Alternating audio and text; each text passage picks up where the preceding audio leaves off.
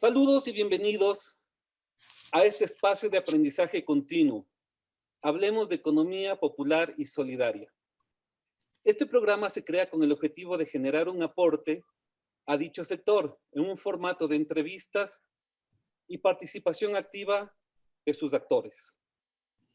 Estamos convencidos que a través de este espacio de aprendizaje continuo se cumplirán con los objetivos propuestos, orientados al desarrollo y fomento de este continuo aprendizaje que las formas de organización de la economía popular y solidaria requieren hacia un entendimiento integral de sus principios y fundamentos dentro de un marco de trabajo articulado, participativo e incluyente, con el desarrollo y desafíos que demanda este sector. Hoy tengo la oportunidad de conversar y entrevistar con un experto en economía popular y solidaria, José Luis Corallo. Es un economista argentino formado en la Escuela de Economía de la Universidad de Buenos Aires y Magister Artium en Ciencia Regional en el Wharton Business School de la Universidad de Pensilvania. Profesor emérito de la Universidad Nacional de General Sarmiento y director de la Maestría en Economía Social de la Universidad General de Sarmiento. Tiene una experiencia como investigador, docente universitario y profesional en el campo de la economía. Es autor o coautor de más de 30 libros y 150 artículos. Quiero destacar mi agradecimiento a las marcas que apoyan esta iniciativa y hacen posible que juntos construyamos un camino en este proceso de aprendizaje. Ares, auditores de riesgos, equipo especializado en auditorías del sector financiero y no financiero del país. Finanza en Ecuador, empresa especialista en servicios financieros de fortalecimiento y consultoría en la administración eficiente de indicadores de gestión. Empezamos. Economista, muy buenas tardes en Ecuador y muy buenas noches en Argentina. Agradeciéndole por este espacio que nos ha brindado para iniciar este primer panel de entrevistas del programa Hablemos de Economía Popular y Solidaria. Queremos empezar haciendo referencia en el contexto del tema Otra economía es posible, citando como antecedente un extracto de las reflexiones expuestas por usted en un foro tratado acerca del mismo, que nos parece importante exponerlos en este espacio. Los movimientos sociales reunidos en el Foro Social Mundial en el 2001 plantearon como lema que otro mundo es posible. Es decir, no quedarse en la crítica, en la lamentación, sino construir otro mundo con la construcción de otra economía. Así también lo citado por el autor Karl Polanyi dentro de su pensamiento económico, en el cual menciona que es imposible pensar en otra economía si no cambiamos nuestros esquemas mentales. Le daba importancia no solo la de criticar la existente, sino pensar en la otra economía. Con estos antecedentes, economista, estamos prestos para escucharle sus valiosas reflexiones en torno a este tema. Muchas gracias. Bueno, gracias por la invitación. A ver, podemos tratar de comenzar diciendo por qué hablar de otra economía. Y es que partimos de un análisis crítico de la economía existente, la que tenemos, la que tiene Ecuador, la que tiene Argentina, la que tiene Estados Unidos, que es una economía capitalista. Es una economía donde el mercado tiene un peso muy importante y además ese mercado está globalizado ahora, se está globalizando y tiene unas fuerzas brutales que penetran las economías y que imponen ciertas reglas del juego que dejan de lado la soberanía en muchos de nuestros países. Esa economía hoy es una economía excluyente, socialmente excluyente, empobrecedora, está aumentando la cantidad de pobres en nuestras sociedades, se está polarizando la riqueza, hay una concentración de riqueza en muy pocas familias, en un sector pequeño de la sociedad, y hay un incremento de la pobreza y sobre todo de la indigencia. Fíjense que mi país en este momento tiene 50% de pobreza. El Ecuador obviamente también tiene un peso muy importante ese sector.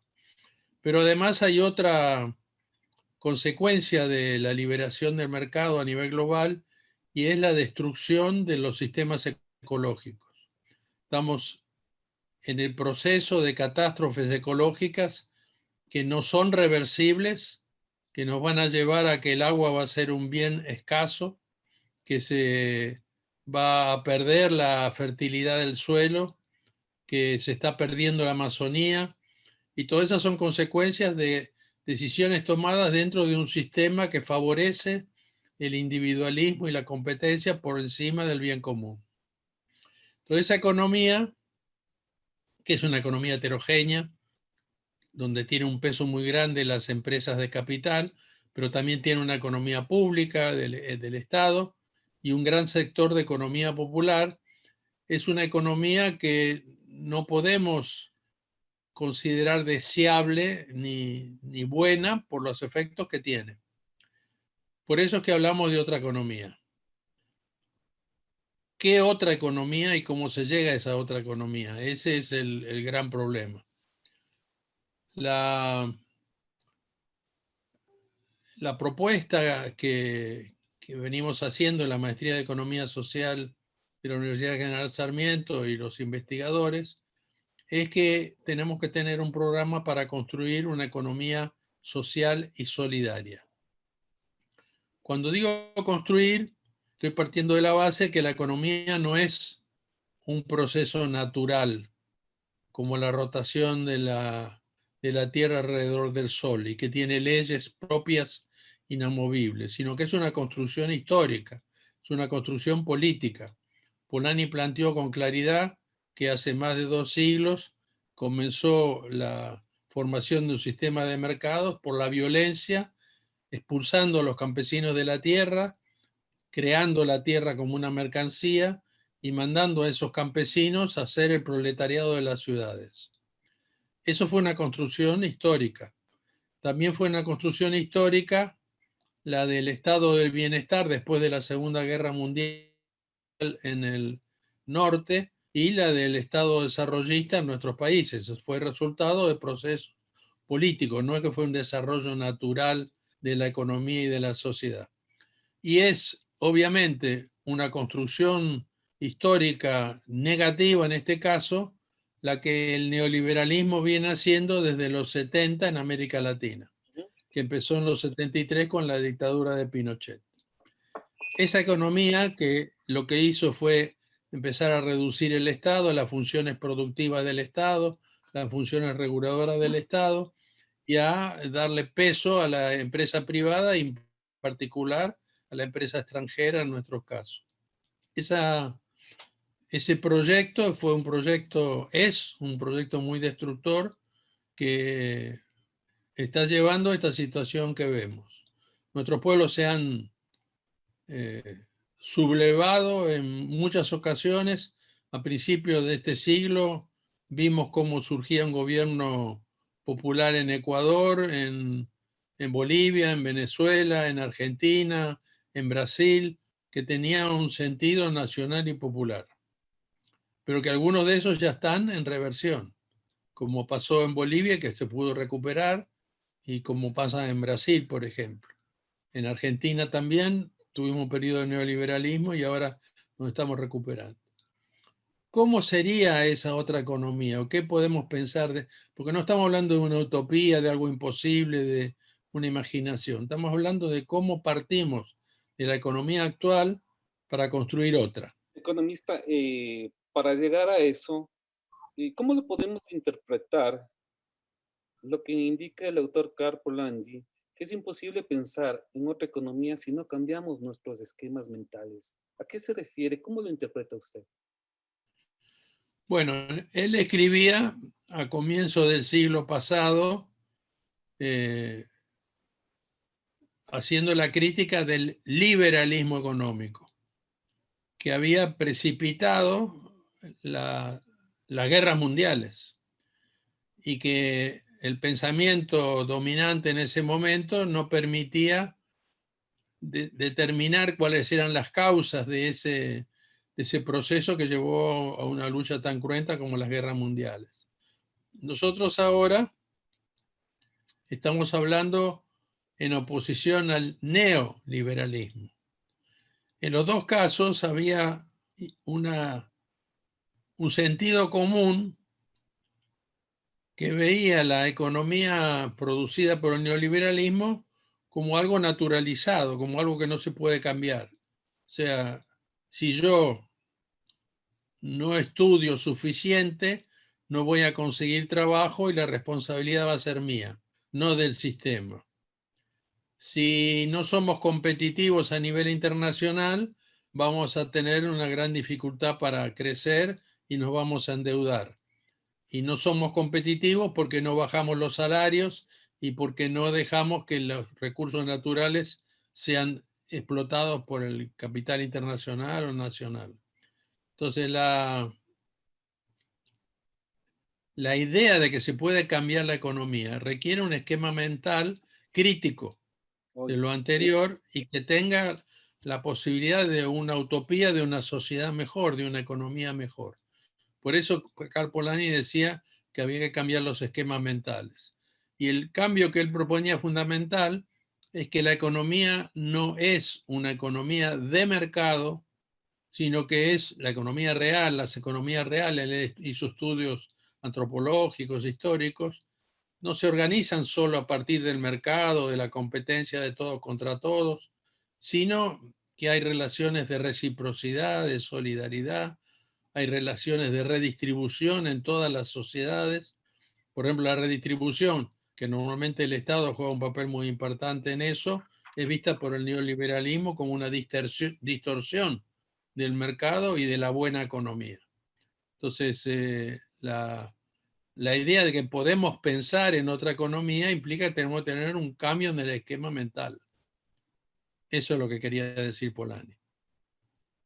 Y ahora nosotros, desde ahora, cuando pensamos críticamente esta economía, encontramos dos pensadores gigantescos, digamos, que han permitido crear bases de teoría social para poder pensar esto, que son Carlos Marx y Karl Polanyi. Y hay otros latinoamericanos como Frank Hinkelamer o como Enrique Dussel, que no sé si usted los conoce, que son pensadores que ayudan a poder criticar el pensamiento dominante y a pensar alternativas. Sí, básicamente economista. En este tema, tengo en mis anotaciones, las empresas capitalistas tienen que competir, porque tienen que acumular, porque tienen que tener capital para innovar, tienen que tener capital para dominar el mercado, para obtener así sus máximas ganancias. En este sentido, estamos hablando de la distribución, la redistribución, en donde los dueños son los que adquieren el capital, las maquinarias, para que trabajen con ellos los trabajadores. Bajo ese esquema, ¿cómo nosotros podríamos seguir conversando en este tema? Bueno, no estamos hablando de sustituir al sistema capitalista por otro sistema, ¿Mm? como por ejemplo fue la propuesta del socialismo real, ¿no? La de la Unión Soviética, que después se implementó también en Cuba, que es un sistema planificado, donde no hay capital privado, donde no hay mercado, donde se compita, donde todo está centralizado, atendiendo, buscando atender a las necesidades de todos, que eso sí ha logrado el socialismo. Pero obviamente era una propuesta que anulaba la posibilidad de la competencia y de la iniciativa privada. Hoy no se está planteando eso, no se está planteando abolir al mercado, ni se está planteando que no haya empresas privadas, sino lo que se está planteando es que eso tiene que ocupar un lugar subordinado al objetivo fundamental de la economía, que es lograr la reproducción de la vida de todas y todos y el cuidado de la naturaleza. Es decir, tiene que ser una economía donde puede haber capital, y obviamente el capital solo tiene sentido si acumula, pero esa acumulación no puede ser al punto de poner en riesgo la estabilidad del país, ni puede ser a costa del empobrecimiento de la mayoría de la población. Entonces puede haber empresas que acumulan, que tienen iniciativa, que se hacen cargo de la producción de determinados bienes, pero que están regulados por la sociedad y por el Estado. No pueden tener comportamientos monopólicos, por ejemplo. No pueden adoptar tecnologías robotizadoras que sustituyen la mano de obra que no va a tener trabajo en la economía. No pueden desocupar salvajemente a la gente. No pueden bajar los costos reduciendo al mínimo los salarios por debajo de lo mínimo para la existencia. Entonces la sociedad le tiene que poner límites. Puede haber capital privado, pero tiene que estar limitado. Y muchas veces el Estado puede jugar el rol de orientar la economía en un sentido u otro.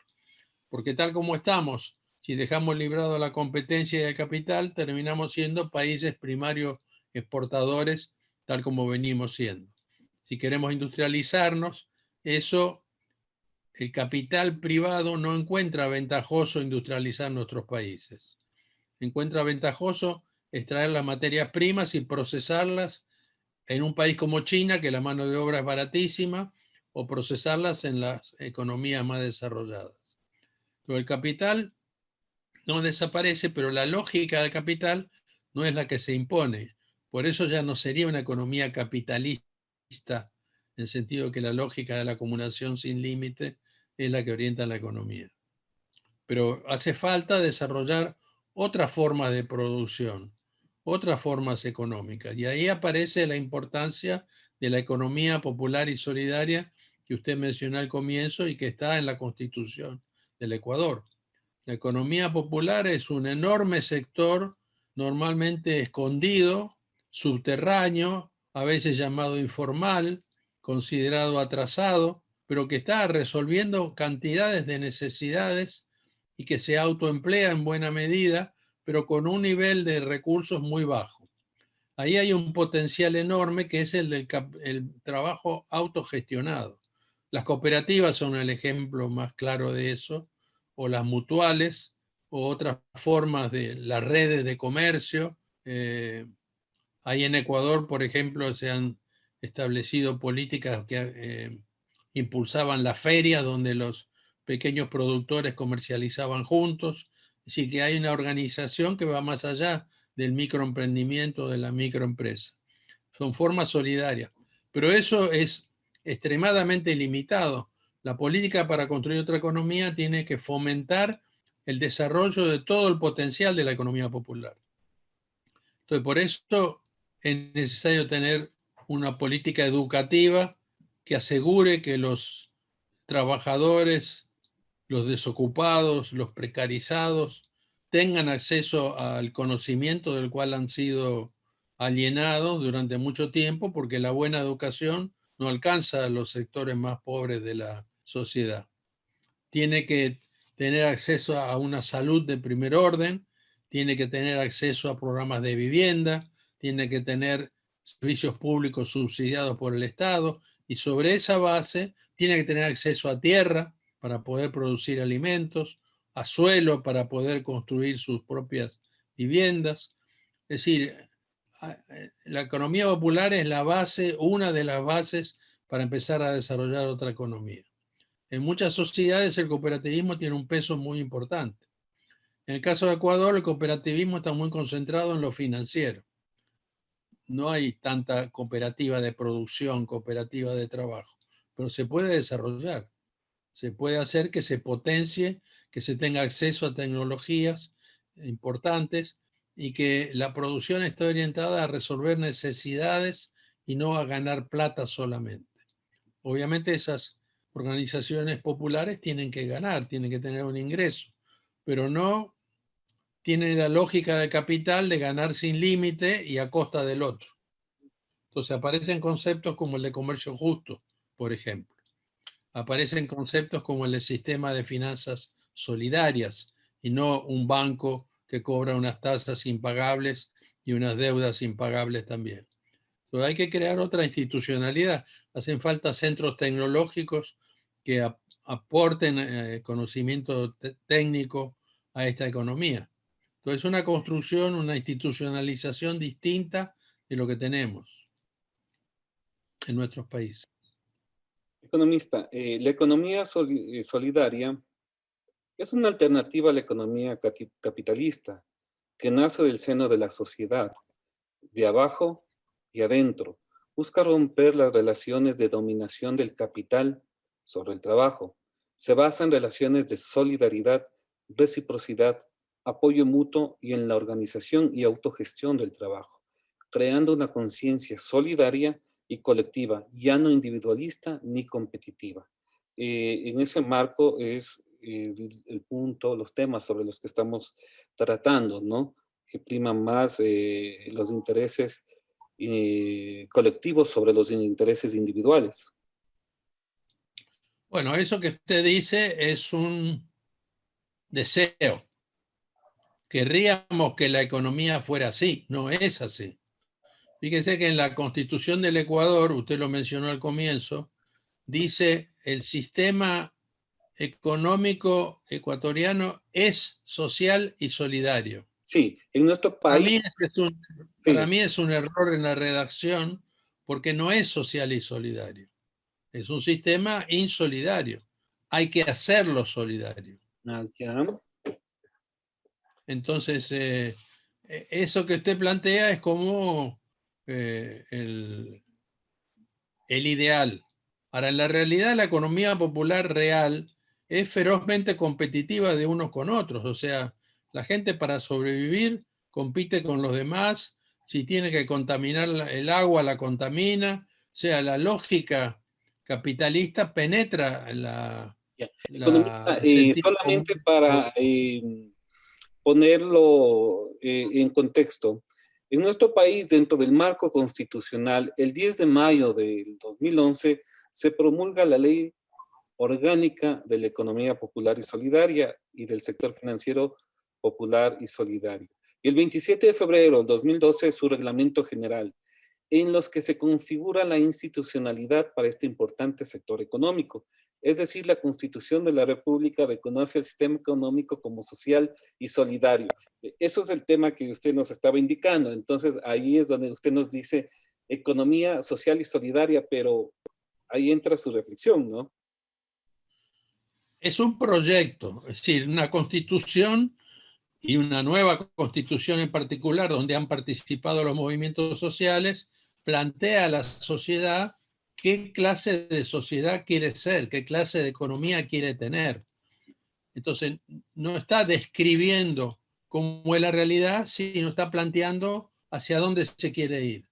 Entonces, se quiere ir a una economía social donde la sociedad controle el mercado, la economía, controle el capital, controle al Estado también, porque el Estado no necesariamente tiene un comportamiento siempre adecuado, pero la sociedad organizada que se haga cargo de organizar la economía, dirigir la economía, entre otras cosas a través de la política democrática, a través de...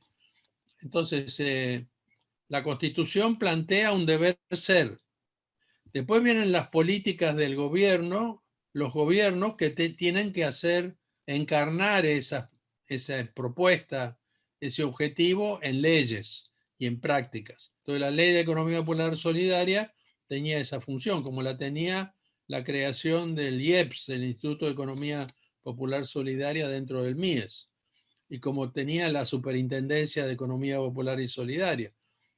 Esta tenía que controlar el cumplimiento de las reglas jurídicas que el Estado plantea para la economía, y la primera, el IEPS tenía que promover la economía popular y solidaria. Ahora, se avanzó en eso, pero no suficiente, para nada. Hubo limitaciones, entre otras cosas, porque la ideología económica dominante del gobierno de la Revolución Ciudadana era neodesarrollista y no veía la economía popular como una fuente de desarrollo y modernización, sino como algo atrasado. Entonces sí hubo políticas, pero fueron políticas limitadas. Además fueron políticas planteadas desde el Estado y no con la sociedad, porque los trabajadores, los artesanos, los agricultores, los campesinos, las comunidades indígenas tienen un proyecto y pueden participar en la construcción, la co-construcción de políticas públicas. En cambio, ahí lo que primó fue que el Estado definía proyectos y se los daba como opción a la sociedad. A pesar de ser la más avanzada de América Latina en la institucionalización, Bolivia también ha sido muy avanzada, pero en términos de la teoría, del lenguaje, la economía popular y solidaria ha tenido un peso importante en el discurso del Ecuador. Pero no que se haya realizado. Sigue siendo una economía donde predomina el mercado, donde el Estado no tiene funciones reguladoras importantes, donde el Estado, por ejemplo, y la sociedad no valora la solidaridad de los trabajadores en los sindicatos, no valora con fuerza lo que es el cooperativismo. Es decir, hace falta el cambio en los esquemas mentales que usted decía antes. Eso no se ha logrado todavía. Y lo peor es que se ha revertido en buena medida el sentido del manejo de la economía. De ese punto de vista, se ha retrasado, digamos, el proyecto, pero está ahí como mandato popular en la Constitución. Sí, hay que hacerlo, pero no está hecho. Ahora, aquí, esto implica, por ejemplo, reconocer la importancia de las economías comunitarias indígenas, que también son vistas como atrasadas en muchos casos y que tienen, sin embargo, la capacidad de resolver necesidades y tienen unas relaciones internas de reciprocidad, de solidaridad, de cohesión que no tiene el sistema económico en su conjunto. Son una fuente de aprendizaje. Cuando se hizo la ley de economía popular y solidaria, había una gran dificultad para ver cómo entraban las comunidades indígenas ahí, porque no eran empresas, no eran emprendimientos, no tenían personería jurídica, y sin embargo eran un sector muy importante de la producción y de la circulación, en particular de alimentos, en el caso del Ecuador. Entonces, nuevamente, el cambio en el esquema mental era importante. El movimiento indígena, el movimiento campesino en Ecuador son dos fuerzas muy importantes para impulsar otra economía. Pero en la medida que no sean convocados para eso, además fíjese que la economía indígena, la sociedad indígena defiende la naturaleza, defiende el territorio. En la medida que se quiere avanzar con un proyecto extractivista, entra en contradicción con la cultura indígena. Entonces, hay una contradicción ahí que tiene que ser trabajada democráticamente. ¿Cómo se hace para seguir teniendo recursos sin acabar con los equilibrios ecológicos? Es todo un desafío, ¿no? La construcción de otra economía. Economista, Pablo Guerra, importante pensador latinoamericano, propone asumir la cuestión de la comunidad como uno de los pilares de la reflexión de la economía social y solidaria. Dentro de este contexto, define la comunidad, ¿sí? De la economía social y solidaria, que lo comunitario es todo aquello unido por vínculos afectivos. ¿Qué nos puede decir al respecto? Bueno, Hablando de comunidad. sí, digamos, a ver, la unidad elemental para poder analizar la economía popular es la familia, donde ahí efectivamente hay relaciones de parentesco, de afinidad, de afecto. Bueno, hay familias y familias, ¿no es cierto? En algunas no habrá tanto afecto, pero en principio es una unidad de reproducción de la vida de manera solidaria. Pero las familias se integran, se articulan, se cooperan entre sí y forman comunidades de distinto tipo. Las comunidades indígenas son originarias, o sea, uno ya nace en una comunidad y crea incorpora los valores de la solidaridad, de la cooperación, de la complementariedad. Si vamos a una economía urbana, las comunidades hay que crearlas a través de la asociación, a través de proyectos de colaboración, de complementariedad, donde se reconoce al otro y no se lo ve como un enemigo económico, donde no lo veo como alguien a quien le tengo que ganar en la competencia, sino que lo necesito para yo poder producir y poder desarrollarme. O sea, una economía solidaria es una donde se crean sobre bases comunitarias relaciones donde uno necesita al otro y reconoce que necesita al otro y el otro a uno, en lugar de cada uno ver cómo se las arregla, una competencia de todos contra todos. Sí, el nivel micro, que es el nivel de reconocimiento directo de las relaciones directas de proximidad entre las personas, no solo familiares, sino vecinales, los productores de alimentos que comercializan juntos, que compran insumos juntos, las familias de la ciudad que compran juntas para bajar los precios. Hay relaciones de complementariedad a un nivel microeconómico, pero eso no logra desarrollar una economía potente. Hace falta una organización más compleja y una organización que desarrolle la producción, la productividad y las miras de los trabajadores. Entonces, por ejemplo, las cooperativas históricamente han jugado ese papel, ¿no? Las cooperativas de producción, las cooperativas de trabajo, de servicios. Pero eso no es suficiente. Es necesario trabajar con redes. Por ejemplo, porque el sentido de la economía, ¿cuál es? Resolver necesidades. No es ganar y ganar y ganar. Es producir cosas que resuelvan las necesidades de la gente. Entonces, en un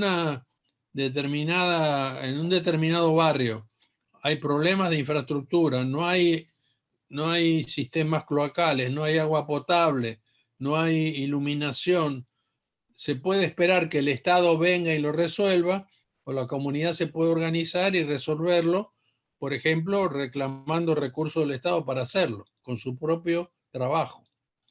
Y ahí se consolida una unidad. Ustedes tienen las mingas, que es un ejemplo clarísimo de eso, donde uno apoya al otro y sabe que cuando necesite el otro lo va a apoyar también. Esa solidaridad tiene que ir acompañada de recursos, no es puro valores solidarios. Hace falta tierra, hace falta conocimiento, hace falta crédito, y esto a veces entra en conflicto con el resto de la economía.